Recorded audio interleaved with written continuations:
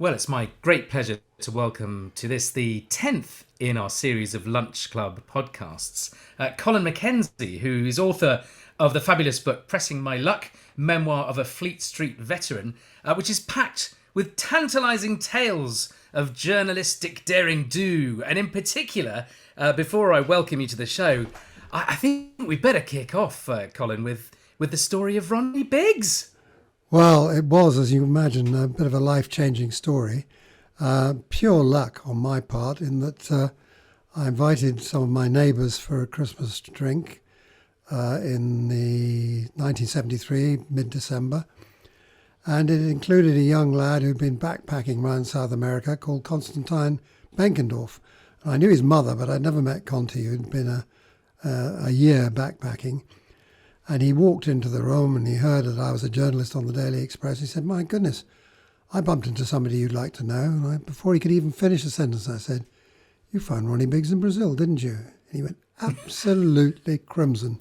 And I knew I'd hit the nail on the head. So I said, "Look, don't do anything. We'll have a little drink tomorrow." And that's literally how I found out. All these years, Scotland Yard had been searching the globe for him.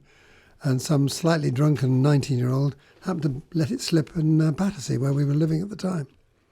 I mean, it does seem that, in your life, there are so many moments where luck seems to come into play. What's this?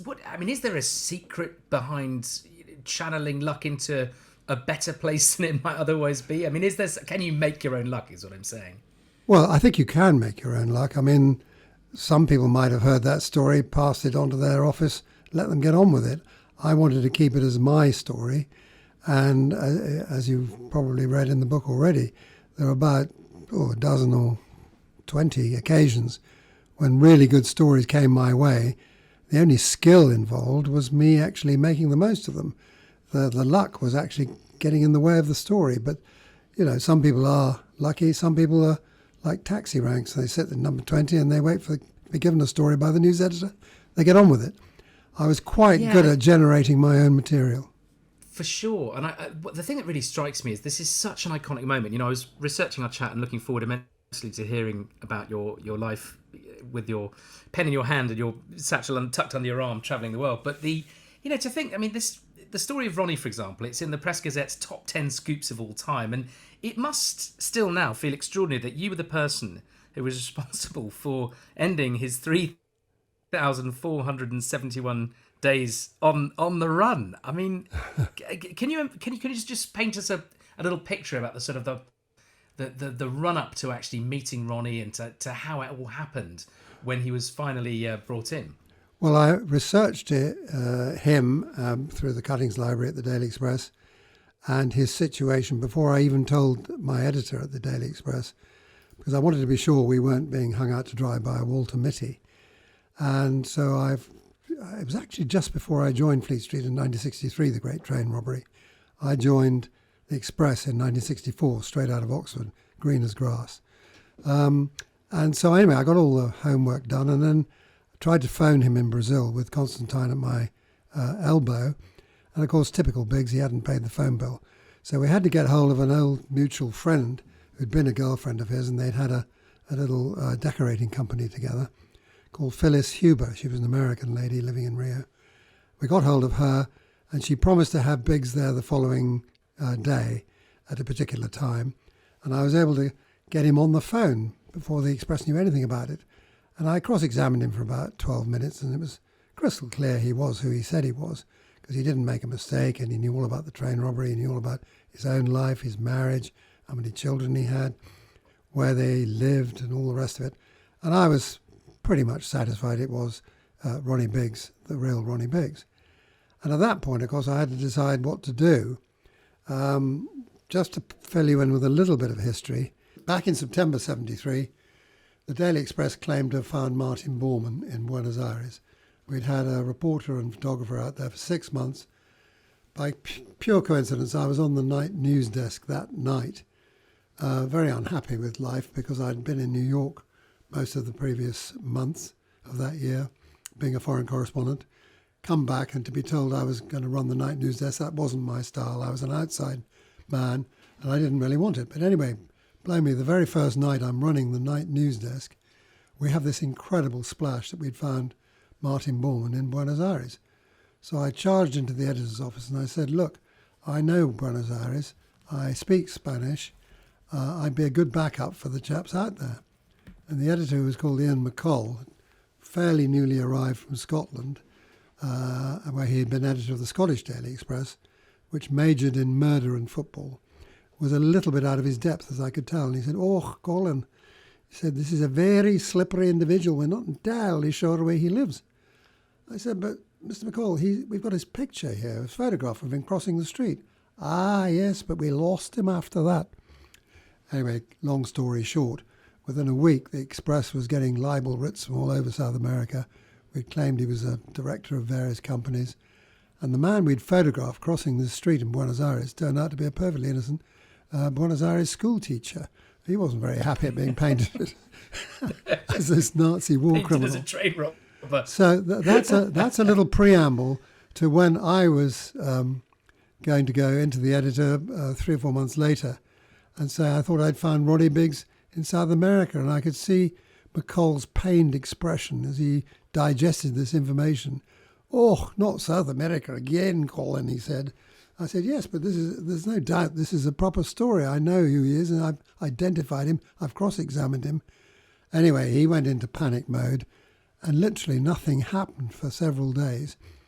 And of course, it's an old journalistic adage, you never, ever sit on a story because somebody else will get it.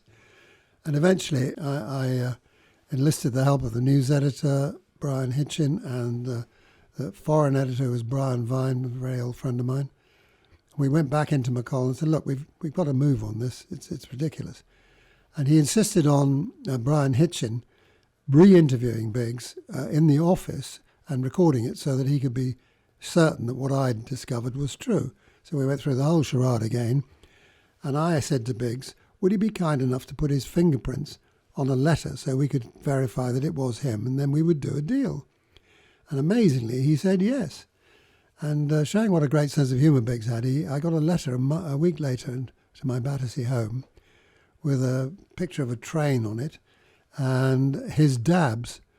And underneath he wrote, let me just check my book. Hi, Colin, perhaps not the best set that have been taken, but certainly as good as those found on the Monopoly box and the sauce bottle.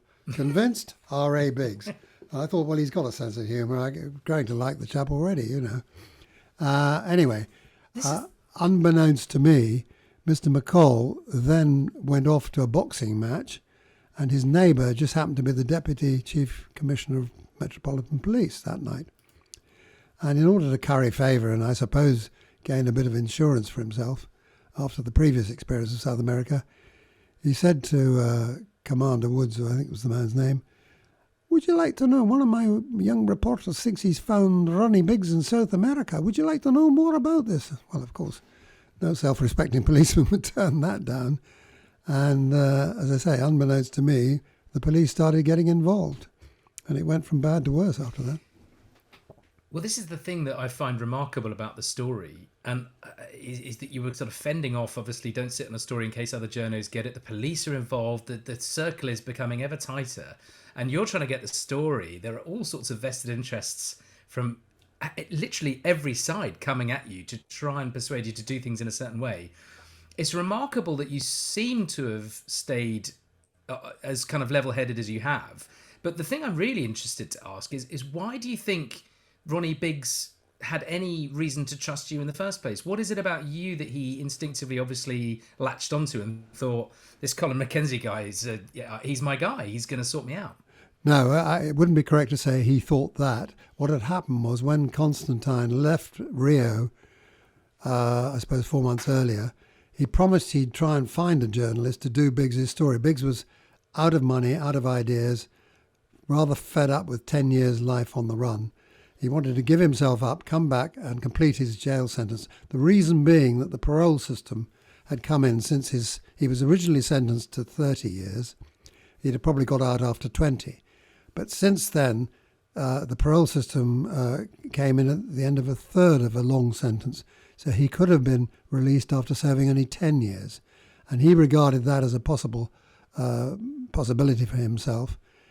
Meanwhile, he wanted to do a deal where his wife in Australia, Charmian, received a Daily Express fee of £35,000, which I negotiated with Ian McCall. And he felt if she could get that money, he could come back and complete. He'd already done a year and a half when he escaped from Wandsworth Prison. He felt he could come back and do the other 8.5 years if he gave himself up to the Consul General in the British Consul in Rio. And that was the deal that we sorted out between us. Of course, it was only after that the police became involved and the whole thing was levered from my grasp. And in the end, instead of having 2 weeks with Biggs and then handing him into the Consul General in Rio, I was restricted to 4 days with Biggs with my photographer to get the story, and then the police would come and arrest him. And in the event, it was forwarded another 48 hours, so in the end I had less than 2 days with Biggs. And of course I hadn't even got the full story out of him. He was imagining he would have 2 weeks with me. He was on Brazil time. Amanhã, tomorrow in Portuguese, was the favoured word. Oh, let's talk about this tomorrow. And we took him on the first day just to get some establishing photographs of him up the Corcovado mountain, up the Sugarloaf, in various flats that he'd acted as a carpenter and done work for expats in Rio and all that sort of thing. And he was on the arm of a very beautiful young student who wasn't actually his real girlfriend. She was up in the north of Brazil at the time. And the one who actually gave birth to the child who saved Biggs's bacon then came back from the north of Brazil and re-established herself 2 days later.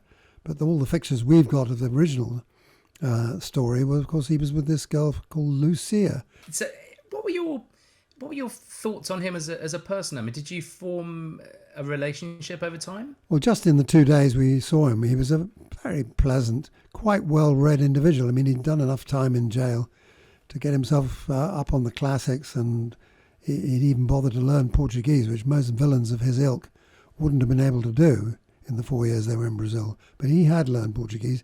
He'd managed to meld into society there. He had no papers, official papers, and that was a big problem because in those days, Brazilian cops demanded your papers every other day, and somehow he'd managed to escape their attention. And one of the first things they did when they did arrest him was find out how on earth he survived 4 years in Brazil without official papers or passport or anything. I was furious with the police and with my boss because I was going to offer Biggs in that first 4 days the chance of going on the run if he wanted to. As it happened, my father lived in Brazil, although he was nothing to do with me finding the story, and I could have arranged a little exit for him into the interior of Brazil where my dad lived, and he could have put him in one of the many farms where he was running Lord Vestey's operation. Sadly, today I noticed Lord Vestey's died. I think he died this week.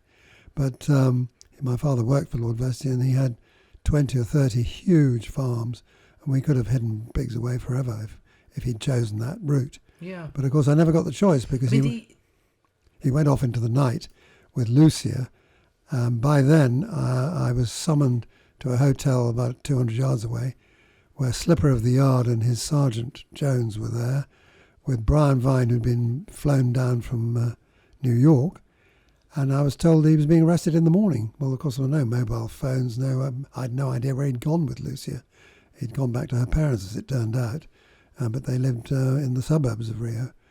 And so I had no means of alerting him that he was walking into a trap, and I felt very guilty about that and very ashamed of how the Express had behaved, to be honest. Yeah, because I feel for you because you're in the room 909, the hotel room, and you know the police are going to knock on the door, and he doesn't. And did he ever kind of bear a grudge about that, or was he? Well, I did he not find out, or was he sanguine? He did find out eventually, because other books have been written about it, which made it crystal clear that I did know what was about to happen, and of course I've now revealed it in my own book, in its full horror. But it was the worst 15 minutes of my life, knowing that the police were outside, coming up in the lift, and the knock on the door wasn't somebody coming to deliver some nice Brazilian cocktails. It was Slipper of the Yard. And it was my heart was beating like you've never known. It was an appalling moment. But I got over it, and I had to get on with the story, of course. Yeah, the story ultimately is what kind of, I guess, drives you in your career. I mean, aside from bringing Ronnie Biggs in, are there moments that stand out for you where you feel that you managed to reveal a sense of truth? And where I'm coming from with this is that I sort of feel in this day and age with social media and the speed at which people can throw something out onto the internet and say something without really researching or thinking of the consequences. It seems to me that we're living in a really strange time as far as empirical facts go. And you as a journalist, I just really want to get your opinion on how you feel that's changed and how you used to operate, actually, and what your kind of moral compass was. Well, I don't suppose the moral compass is that different, but certainly we never had mobile phones, we never had the internet, we never had social media, which I think is very dangerous for obvious reasons. And I think children are in peril from it. I think sports people are in peril from it. I mean, obviously, in the end, my career revolved around horse racing. And now I know the abuse that jockeys who've just lost a race receive, and it's led to suicides. It's absolutely appalling. Anyway, that's nothing to do with a moral compass. That's just the way things are today. And in the earlier days of my career, we had to go and source a lot of stories ourselves, or lunch contacts, lunch other people. And there were good district men too who would produce good stories that perhaps were outside their own range. And then, of course, stories just came into the office. I mean, I'll give you one example that turned into a huge story, and that was I was on duty just as general reporter on a quiet Sunday afternoon in August, and a man came into the front door of the old Daily Express black marble building in Fleet Street and said he was a radio ham and he'd been listening to a bank robbery going on. I thought, this is fascinating. He'd already alerted the police twice, and the police had been very inactive. And although they did eventually send police out to scour banks within an 8-mile radius of his flat in Wimpole Street, they didn't actually concentrate on the banks very near to his flat, which would have been more logical. Anyway, I listened to the tape, and it was quite clear there was a lookout alerting the men who were raiding bank vaults as to whether there were any police about or anything dangerous going on. And so we wrote this great big front page splash. A major bank robbery has gone on in London today. We don't know the identity of the bank, but then we repeated a lot of the dialogue which this radio ham Robert Rowland had recorded. And it made a fantastic story the following day. And of course it turned out to be Lloyd's Bank, Baker Street, a really big branch, where they'd tunnelled in from a hat shop they'd purchased two doors down from the bank, and they'd removed the bank vaults of people like Lord Hailsham, who was currently Lord Chancellor, and there was a lot of rumours that there were pictures of Princess Margaret in compromising positions. I think that's actually not true, but that was one of the on dit at the time. And it made a fantastic story, which was eventually made into a film called The Bank Job, which came out about 8 or 9 years ago. I think Jason Statham starred in it. And it was a really interesting film. But that's the sort of luck you can get by just literally going down to the front hall, bumping into somebody who's, for once, a sensible person. You know? Yes. I've got a question actually from Dave Worrell, a Lunch Club member, who'd like to put to you that it seems the days or even weeks of research by journalists these days, he feels are less commonplace maybe, and in its place are headlines with much shorter accounts and background to a story. So he's wondering why you think this could be. Well, everything's instant now, and it's very difficult for newspapers to be ahead of the game with satellite televisions all over the place and instant, even Parliament's recorded on television now, whereas in the old days it wasn't, you know. And so there's so much more out there that newspapers have to be competitive and they have to be quick. And even now, if they get a really good story, they don't wait for the following day. It goes on their online versions of the paper. I mean, I personally still like reading the printed versions of papers, and I still I have a large paper bill every month because I like reading it in print. But you can go online with all the papers now. It's obviously a much cheaper way of reading a paper. You don't always get the full story online. I think Sunday papers have a greater opportunity to do more in-depth stuff. And certainly sometimes the daily papers are able to do it if they've got something that they're fairly sure they can keep quiet. More often than not, though, it's more like campaigns, like anti-gambling campaigns, which both The Guardian and the Daily Mail are on at the moment, or anti-plastic, or anti-this or that, the other. And then they put 3 or 4 or 5 reporters onto it and really try to get to the bottom of these stories. Yeah, it seems to be much more intense and high impact, and as you say, the churn is just something that is just it's almost impossible to keep pace with, really. Steve Blackman, sort of following on from that, another Lunch Club member, wants to know that nowadays, he says, publish and be damned seems more common, where juicy headlines and stories are risked whether they're true or not, knowing that the sales will outweigh the possible out-of-court settlements. And Steve is wondering if you can give an example of where you've written an article that you were sure of your facts, but the editor and the legal team forced you to edit out certain bits because of the fear of being sued. Well, I can tell you one very good story, which is actually in the book. In 1967, most of your members probably weren't even born then, but the pound was in serious trouble, and the government, the Labour government of Harold Wilson, was in serious trouble, and he introduced a £50 foreign travel limit for everybody. It doesn't matter who you were, you couldn't take more than £50 abroad. And remember, in those days, credit cards were quite rare. They weren't commonplace amongst people. And I had discovered that the Financial Secretary to the Treasury, Harold Lever, who was the government member who introduced the bill into the House of Commons, 2 or 3 weeks later was sat in the foyer of the Palace Hotel Gestad playing backgammon for thousands and thousands of pounds and losing. And I managed to get hold of 2 of the people he'd been playing with, one of whom was well-known Spectator columnist Taki Theodorokopoulos. He was the high life man, and Geoffrey Bernard was the low life man, if you remember, and stood the story up. And it was quite extraordinary that here was the man who introduced this bill into the House of Commons was losing thousands and thousands of pounds in full public array in the foyer. And there was no mystery about it. Everybody was watching. And it turned out that he had his wife was a daughter of a Lebanese banker, and the argument was that he could get funds from Lebanon to fund his backgammon habit. Well, I thought this was a fantastic story, and it was about to go into the paper when the then editor, Derek Marks, hove inside, and he'd been a political correspondent prior to his taking over as editor of the Express. And he'd been threatened by Downing Street that the Daily Express, which was a very big paper in those days, would somehow lose some of its lobby facilities if we went ahead with this story. And I couldn't believe it, but he sort of also said, look, Harold Lever's got access to funds outside the country. This doesn't really count. And I simply couldn't believe this myself. And I don't think it would happen today. And anyway, he killed the story. And it is the one and only time I've ever given a story of my own to Private Eye. And it came out 2 weeks later, of course. But there's an example. Very, very rarely have I ever had a story killed for those sort of reasons. I can't even remember another one, to be honest.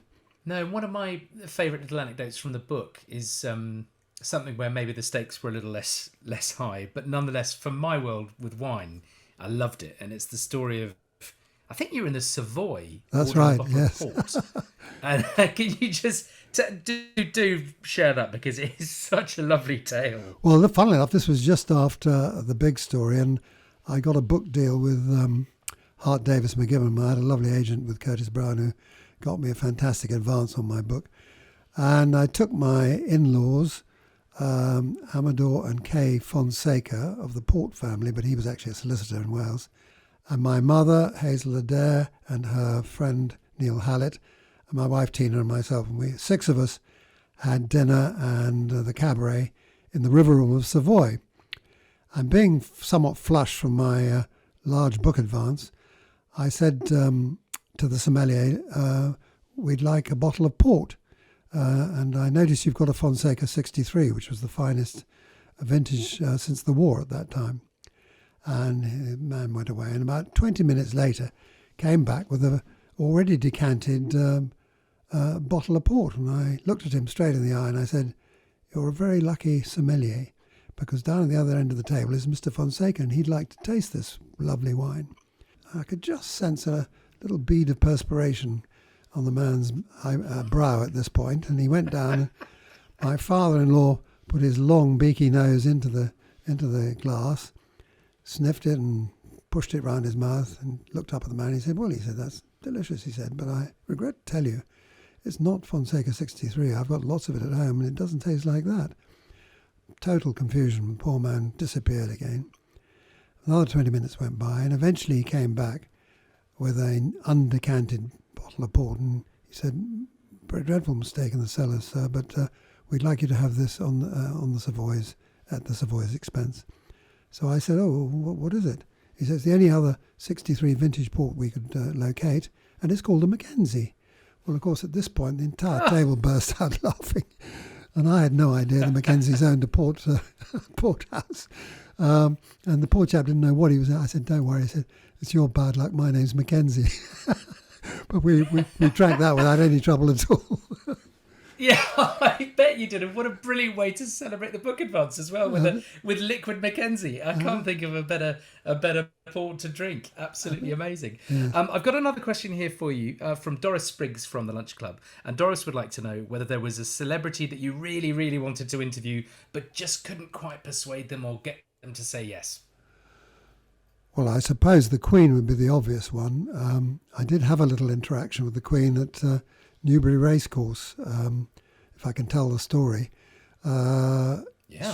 She was opening a new grandstand. It was 1992. I was by then a racing correspondent, and I was up on the 5th floor. And at the time, I was off the road due to some rather speedy driving and a black Mazda sports car, which was the worst thing in the world for me because it did nothing but attract the police. Anyway, long story short, I had a 19-year-old spotty-faced youth who was a student driving me around, and I sat him next to me with a racing post and 10 quid punting money while I got on with my work on my laptop. And the Queen had just opened this grandstand, and the chairman of Newbury was her racing manager, Lord Carnarvon. And he decided to take his life in his hands and go up and show Her Majesty the press room because it had the finest view over Newbury. It was on the 5th floor. You could see everything. You see the golf course in the middle, and it was a wonderful view. And he thought, well, the racing press are a friendly bunch. I can risk it. So anyway, much to my astonishment, in comes the Queen, followed by Carnarvon. She goes up to the front of the little rows of chairs and to the window, has a look round, turns to her right, and the first person she catches her eye is my young driver, Toby. He said, oh, who do you work for? Well, of course, I hadn't prepped him at all. I would have told him he worked for the Newbury Weekly News or something like that. Instead of which he said, I'm Colin Mackenzie's chauffeur. Well, at this point, the royal eyebrows took one look at me. They nearly hit the ceiling at the thought that racing correspondents could afford expensive cars and chauffeurs. And she was about to come and ask me about it when a colleague of mine called Tony Stafford of the Telegraph started shouting at the Queen. He said, why did you get a decent racing manager? He said, this man Carnarvon's hopeless. And he went on and on, because she laughed her head off. He went on and on and on. And just as I was about to engage in conversation with her, Carnarvon got hold of her around the waist and eased her out of the press room. He was terrified she was going to act on something we'd said. That was my best interaction with the Queen. But I did have It's not a bad one as far as they go, is it? Not a bad one. I mean, in all your years involved with racing, is there a pearl of wisdom you can distill down for us, in terms of, is there any method to it, or is it just the love of the sport? How would you summarise your relationship with racing? Well, I'm afraid I got involved by fairly early on in my Oxford days when a friend of mine in my college took me off to a betting shop. They'd literally just opened in 1961, become legal. And he said, come on, Colin, I'll introduce you to betting. I'd never had a bet in my life, knew nothing about it. He picked out 4 horses and he said, go on, you can have a 5-shilling Yankee, or 25p in modern parlance. And I laid out the money, which was £2.15. We went off and played a soccer match for Oriel College against Brasenose, I think it was. Came back about 3 hours later, and to my astonishment, the first 3 horses all won. And I had quite a lot of money running on to the 4th and final one. Well, in those days, there was no pictures, no commentary, no nothing. It was just a blower machine which telexed the results, and eventually somebody, betting shop staff, would put up the result in chalk on the wall. And I was waiting for this last result. I'd already won quite a little bit of money, but nothing life-changing. I probably won about £30. Anyway, blow me, the last one won. So I had all 4 winners, which meant 6 winning doubles, 4 winning trebles, and an accumulator, all for 5 shillings. And the bet came to about 180 quid. And I couldn't believe my luck. I promise you, 180 quid was about half my year's allowance in those days. And it certainly paid for a lovely party at Oriel when my birthday turned up. And unfortunately, it got me rather hooked on the whole idea of gambling. And that fostered my interest in racing. And as soon as I'd graduated and got into a proper job and everything, I investigated the possibility of having a racehorse. And we were literally, 2 colleagues of mine and myself, gifted a horse by the Queen Mother that was no good for her any longer, wasn't up to much. And we sent it down to a trainer in the West Country called Les Kennard. The horse was called Mount Etna. And rather like Mount Etna, he was a lovely, almost white-grey horse. And he won his first race by 25 lengths. And so I was absolutely hooked. And I'm afraid I've had lots of little shares in horses ever since. But I have actually managed to enjoy 72 winners. And so it's been quite a thrilling experience. If most of the time I've been on the wrong side of the cash balance. Yeah, but it sort of resonates with the title of the book, Pressing My Luck. And It does, I think yes. there's a lot to life in pursuing what you love and enjoying those moments, as you say, the thrills of it all. I've got one final question here from a Lunch Club member, from Sarah D. Sarah would like to ask if you have any choice of anyone you could interview next for chatting to. Who would you choose to talk with? Well, that's an interesting one. What, right, today or in the past? Which do you mean? Well, I think we could do one of each. I think let's do the past first and then today. Right. Well, I was lucky enough to interview Richard Burton, various presidents, Ceausescu in Romania. I mean, that was I've got to ask, what was Burton like? I'm a massive fan. Oh, Burton was wonderful. I'll tell you, that's again another piece of luck. I went to cover him and Elizabeth, his wife, Elizabeth Taylor, doing a stage performance of Dr. Faustus in Oxford, in the New Theatre Oxford. And there was an after-theatre party at the Randolph Hotel. And my about-to-be wife, Tina, and I sat down at this table in the reception with a couple who turned out to be from Wales. And Tina was born in Llanfoist Kirkcaldy, in Breconshire, so she had a bit of a Welsh heritage, so we got on very well with them. When Liz Taylor and Richard Burton finally came into the party, he made his way straight to our table because they were his oldest friends from his pre-war days as a child in Wales. And he was from their part of Wales, which was down near Swansea, I think. And so I had, first of all, a couple of hours drinking with him and enjoying the experience. She, meanwhile, Liz Taylor, was stamping her foot and saying, "You've got to come and talk to the producers and the angels and all those sort of people." He said, "Oh, F off, Liz, I'm going to talk to my friends." And at the end of the evening, I said, "Look, I know you didn't know this, but I'm from the Daily Express and I'd love to have a good interview with her. Would that be possible?" He said, "Of course it is. We're friends now." He said, "Look, we're staying in the Bear Hotel, Woodstock." This is about 2:00 in the morning. "We're staying in the Bear Hotel, Woodstock. If you come there at 10:00 this morning, I'll give you an hour and breakfast." And he was as good as his word. He had a bottle of vodka. I had some cornflakes. And we spoke for an hour, and I got the most wonderful piece out of him because he was, at that time, probably the most famous film actor in the world, and he had wonderful stories. And so that was terrific. And that, again, was another piece of enormous luck. But I did turn it to my own advantage in the end, As to who I would like to interview today, let me think. I really don't know. I suppose, had he still been around and had he been compos mentis, I would have loved to have interviewed Muhammad Ali, but I never got the chance. I always admired him enormously, especially having done a little bit of boxing in my youth. I knew what guts it always took to enter the ring and do this, that, and the other. And for that reason, I'd probably, because he's so eccentric, quite like to interview Tyson Fury. But yeah, great choice. Well, he would say outrageous things. He's got the guts and the courage that I admire in a sports person. And he is a bit eccentric, to say the least. He'd probably make very good copy. I think so, as does the book. And Colin, thank you so much for chatting to me today. It's been an absolute pleasure. The book, Pressing My Luck, Memoir of a Fleet Street Veteran, is out now, and I warmly recommend it to you all. Colin, thanks so much. Thank you, Olly. Lovely talking to you.